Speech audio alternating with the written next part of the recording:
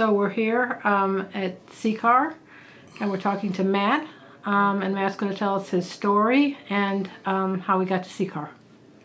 Hi, my name is Matt. I am 30 years old. It's been a long journey. I was born in a small town in Connecticut, Naugatuck, and I pretty much grew up pretty closed in most of my life till when I was around 11 or 12. Some traumatic sexual experiences had happened, and I became somewhat dependent on drugs from that experience. From then on, my life kind of went downhill. I acted very impulsively growing up, cutting myself, burning myself, really anything for instant gratification. That's where it kind of began after that trauma had happened. I really lost all self-discipline. And through the years, around 14, my dad, would allow me to use and get high during the house with him. So that's what I did after my mom had left us. A lot of, arrests and stuff like that growing up as a teenager. The drugs got more and more higher in strength and class until I was smoking cocaine and doing heroin on a regular basis. By the time I was 17, after I'd had my daughter, I was arrested, put in jail for 5 years for conspiracy for robbery. It had to do with drugs, and that experience really changed me. I never thought I would make it out of there alive, and I did.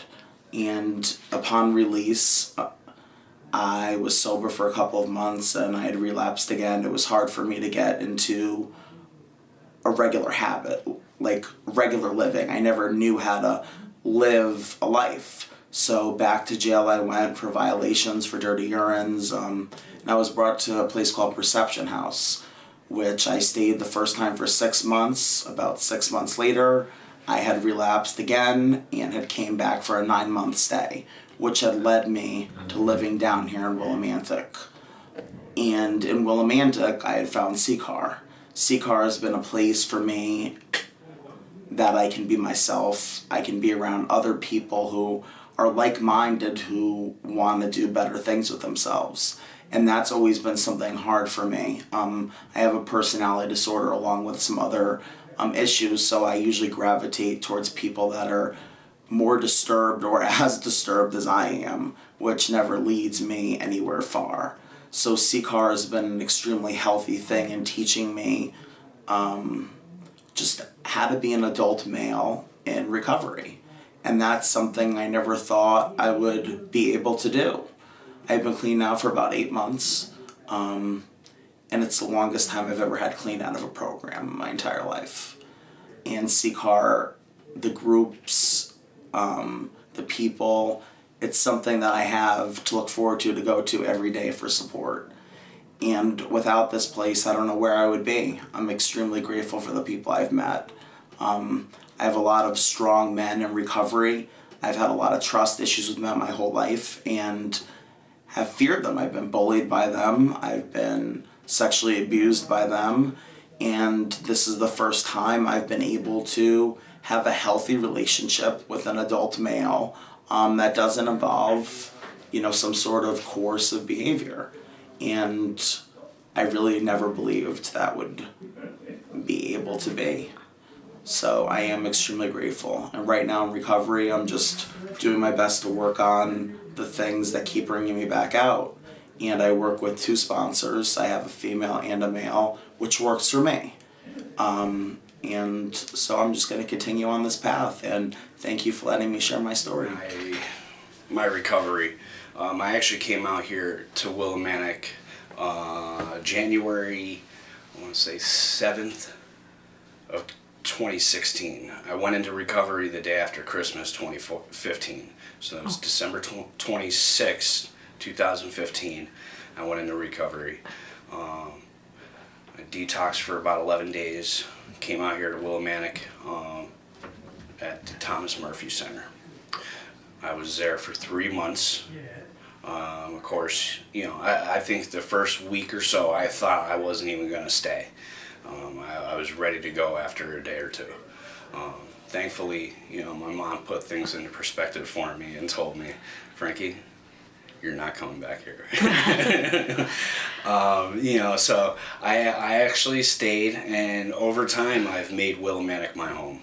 I've made it a purpose to, further my recovery, and not just further mine, and now that I'm actually working in the field, I want to be able to give back. I want to be able to give away what I've been taught, and hopefully continue a ripple effect by doing that. I think sharing your story, can have a huge impact on a person fresh in recovery. And I've dealt with a lot throughout my childhood, through my teens. My teens is when I started using. I was 15 years old. Well, 13, started smoking cigarettes. I think that was my gateway drug, cigarettes. And from there, I started smoking weed and drinking, partying on the weekends. I think it was like 8th grade. After 8th grade that summer, I was off to the races. Doing everything under the sun, and then came traveling the United States. I did we were I experienced a lot doing it. So it began for you as a social? Yeah, for the most part,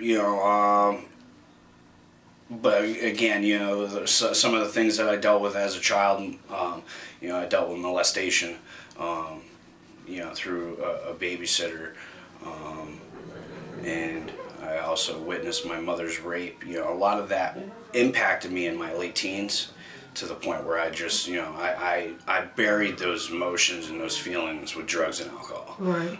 In any shape, way, or form.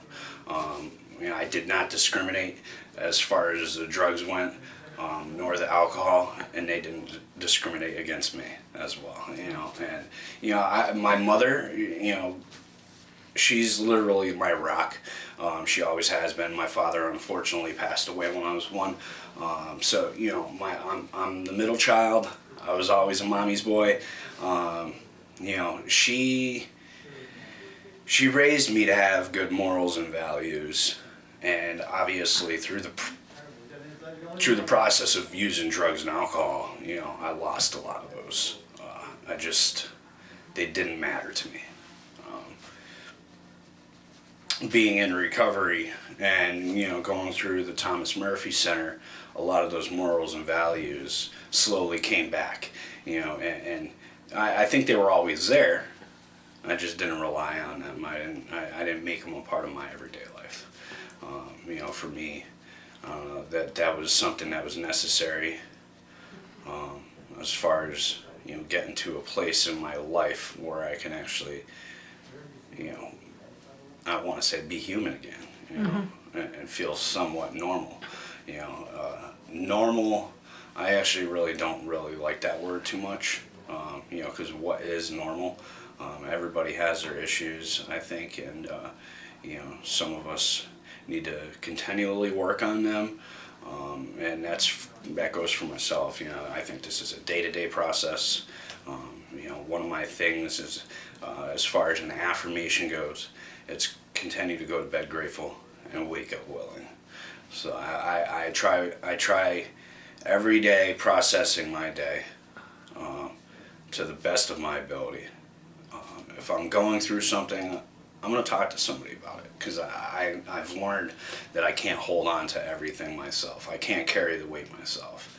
And I think it was January of about a year after I got into recovery. January 2017. I literally and I truly gave my life over to God. And I think having that extra little, like somebody else to just rely on 24/7, gave me a huge relief. When I started going to church, I started, doing. I became part of the worship team through my church. I started doing Celebrate Recovery, which is also a faith-based, faith-based recovery fellowship, and that's been working for me. I did AA, NA for quite a while. I did 290 and 90s back to back when I got out of the Murphy Center. And, I've learned a lot in this process, and I think without the people that I've met in the rooms and both fellowships, AA and NA, I wouldn't be where I am today. I've been able to take a lot of what I've learned. I hated the Thomas Murphy Center when I first started, when I first started there as a client. I actually ended up going back there and working for him a year and a half later into my recovery. I worked there for about 7 or 8 months, and that was honestly something that I never actually expected or imagined myself to do, just working in the recovery field itself. But it was an absolute amazing privilege, absolutely amazing honor to be, an ex-client that's able to actually now give back. And I don't know, it was just unexplainable, really, the emotions and the feelings that I felt while I was working there. But I felt a great connection with a lot of the people that came through there, just like I did. Mm-hmm. And I think they were actually, very grateful that they had somebody there that has gone through the same process as them. So, do you know about Willimantic's history of, supposedly being heroin town? And I do. Honestly, I didn't know anything about it until I came out here. My brother, when I told him I was out in Willimantic, he calls it Willarico. I still get a kick out of it. But when I tell people that I've gotten my recovery out here in Willimantic, their eyes just pop open. They're like, really? And I'm like, yeah, I still live out there. I made it my home. Mm-hmm. And I made it a purpose to stick around and stay, because I see then the impact that it's not only had on me in my life, mm-hmm. but the impact it's had on others as well. And I want to continue that. I really feel committed to this process of recovery. I in the 2 years and 7 months that I have under my belt, I wouldn't be in this seat talking to you if it weren't for the people before me. So I want to continue that, and like I said earlier, that ripple effect. I want to be able to give that away. You can't keep what you have unless you give it away, and for me that's huge. I want to be able to, I want to be one of those people that, people could look back on years from now and say, I wouldn't be where I am without him or her, and the people that actually stuck around and gave back. Right. This town is small, but it's not as small as we think. There's quite a lot of people out here. There's quite a few different sober houses. There's a lot of people coming in and out as far as the recovery thing goes, but I think this is definitely a good place to start for a lot of people. There's plenty of meetings out in this area. There's plenty of people to talk to. I think it's just all about networking and getting yourself involved. You have P House, you have Thomas Murphy Center, which is now Roots to Recovery, you have Next Step, and then all the sober houses that are in the area as well. I think this town is, you touched base on like heroin town earlier, and I don't think, just because I changed locations from where I was to where I am here, that I don't think that really matters. I think if I go out there and start looking for the stuff, mm-hmm. It's anywhere. You know, it doesn't matter where you are. It doesn't matter whether it's, you know, the ex-heroin capital of the world or Enfield, Connecticut. From, you know, Right. I think this town is a beautiful place. Or, you know, I mean, you got Eastern right here, you got Storrs, Connecticut, Yukon down the road. You know what I mean? And there's a lot to do, a lot for you to be able to, you know, come out here and just get involved and, you know, not, you know, you don't have to, like, I don't have to put myself in stupid situations and go out there and looking for trouble. You know, I mean, it's just not. Right. CCAR has had a huge impact on my life. Just being a volunteer here, coming down here, being able to make telephone recovery support calls, you know, reaching out to recoveries, whether they were doing good, you know, they're, or struggling. There were some recoveries that weren't able to get to meetings, or, you know, I mean, their only way of having that communication with somebody else that's going through what they have themselves was that phone call. So that was an absolute honor and privilege. But I used to come down here just to even mop the floors, clean the seats, tables off, you know what I mean, for the meeting, set up coffee, and mop, like, again, mop the place clean and running, you know what I mean. And there's a gentleman who's now my boss, through CCAR, Jay Osborne, and he had a huge impact on my recovery. As far as, you know, I came here and I was still had all this armor on, and I didn't want anybody to get to know me, and he was actually one of the people that helped me get out of my shell, you know. And you know, sooner or later I started opening up about a lot of the things that I've done, a lot of the things that I've gone through. You know, CCAR is definitely a place where you can definitely, you know, you can come down here and feel comfortable, not feel judged, and feel human again, you know, feel loved again, cared for. I could go on forever and ever about recovery, about this town. I couldn't be more at home, you know, and feel more loved and wanted by a community.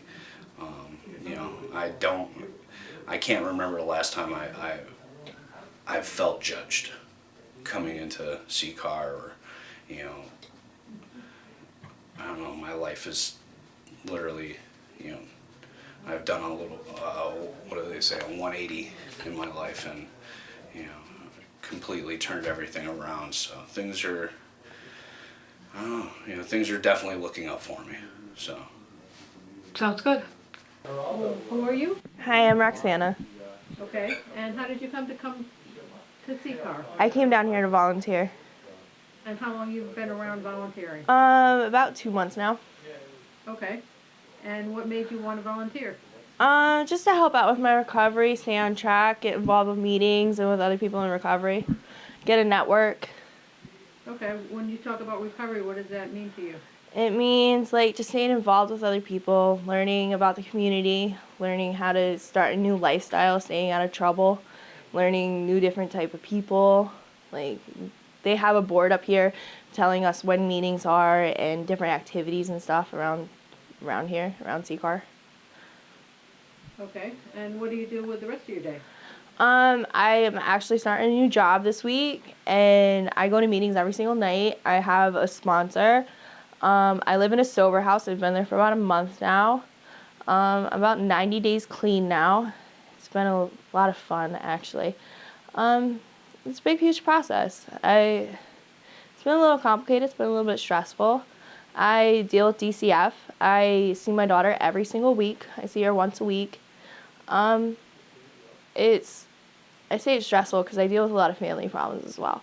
My mom's really, really sick, and so is my grandmother, and dealing with that and then trying to stay sober at the same time, it's kind of complicated. That's why I stay with meetings, and staying here at CCAR, it really helps. Staying involved with people and having a network, it really does help. Having people to talk to about it, it helps a lot. It really does. It's just, stress is a big, huge trigger to me. It involved the stress added onto my relapse last time, and it really didn't help.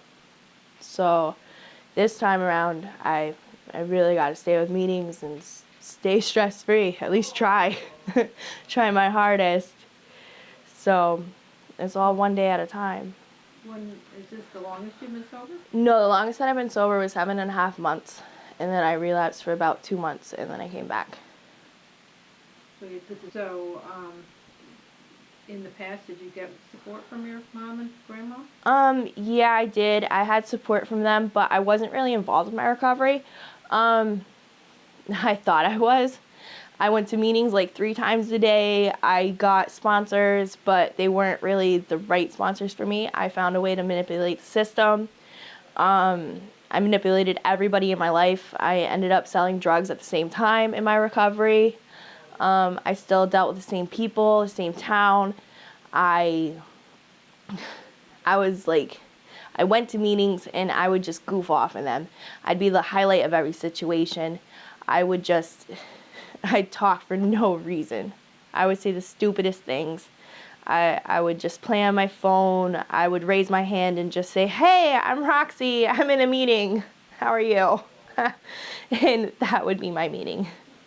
I'd just be there just to get guys and just to make friends the wrong way.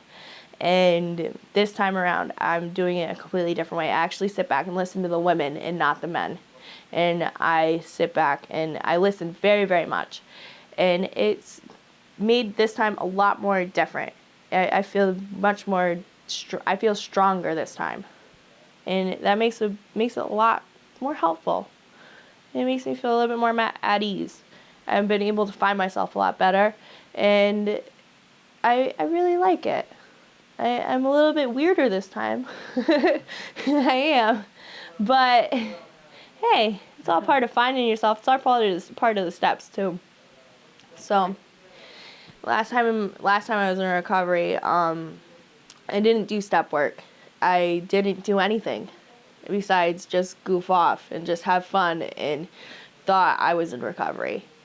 And this time I'm actually sticking my feet in it and trying it out and doing it.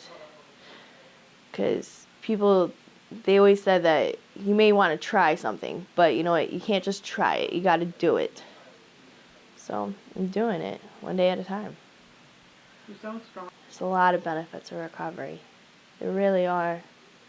I would never ever want to go back to the lifestyle I was at, ever.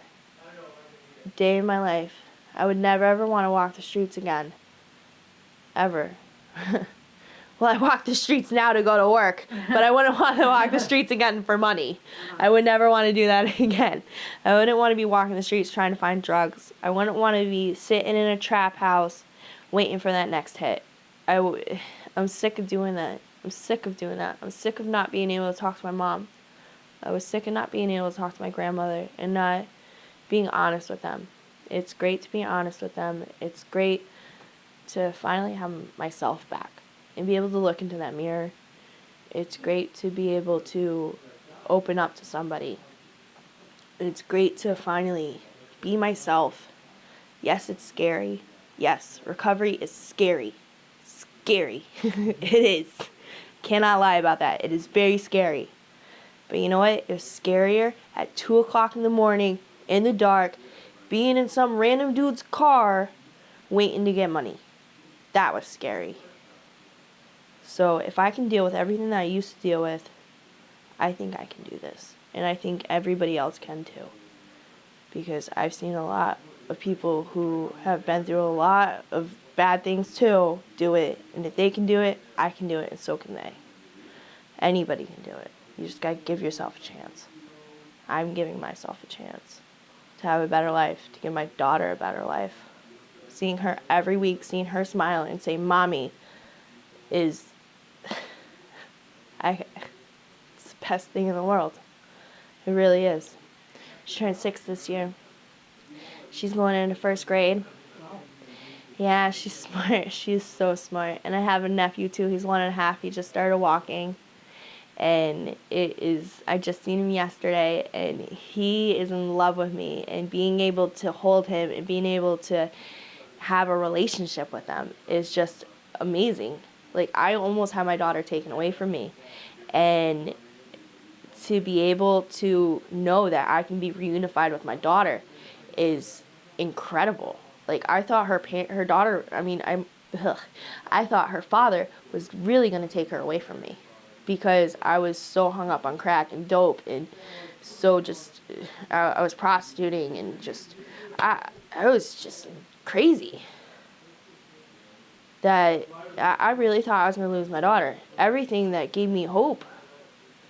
Like, she's my little bit of hope that life was going to get better when she was born. And then life just got to the worst.